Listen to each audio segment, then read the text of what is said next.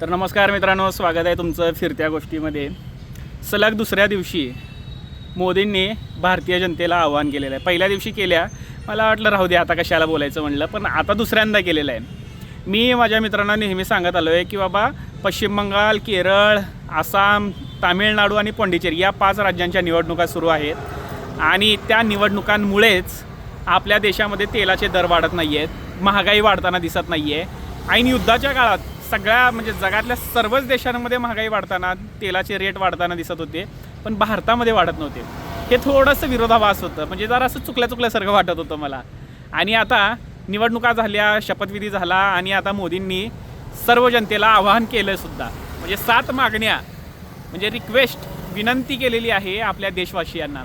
त्यातील पहिलं म्हणजे तेल जपून वापरा, आपल्या देशात काही तेलाच्या विहिरी नाहीत अशी सूचना आपल्या जनतेला केलेल्या आहेत। त्याचं कारण सांगतो, आपल्याला वार्षिक कमीत कमी 10 लाख कोटीचं तेल लागतं आहे भारतीयांना, आणि मागच्या 3-4 महिन्यापासून तेलाचे बॅरलचे रेट वाढलेले आहेत, पण आपल्या देशामध्ये पेट्रोलचे दर वाढले नव्हते। आता ते पेट्रोलचे दर वाढतील। त्याचबरोबर दुसरी महत्त्वाची गोष्ट, सोनं खरेदी 1 वर्षभर टाळा, लग्न समारंभ वगैरे जे काय असतील ते पुढं ढकला असं आवाहन मोदी साहेबांनी केलेलं आहे। त्याच्या मागचं कारण असं आहे की जगाच्या पाठीवर सगळ्यात जास्त आयात करणारा देश कुठला आहे तर भारत आहे। 26% जगाचं सोनं आपण आयात करतो, त्याच्यामुळे ते टाळण्यासाठी मोदींनी आवाहन केलेलं आहे, म्हणजे परकीय चलन थांबवता येईल।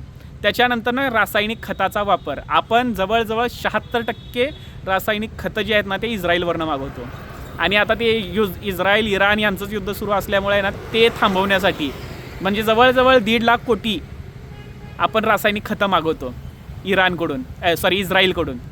त्यामुळे त्याचीसुद्धा मागणी केलेली आहे की तुम्ही नैसर्गिक शेती करा वगैरे वगैरे।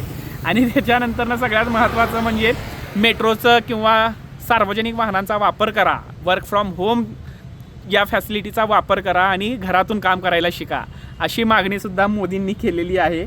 आणि त्याच्यानंतरनं परदेश दौरे टाळा, म्हणजे तुम्ही जे परदेशात फिरायला जात आहे ते टाळा, कारण परदेशात गेल्यावर परकीय चलन वाढतं।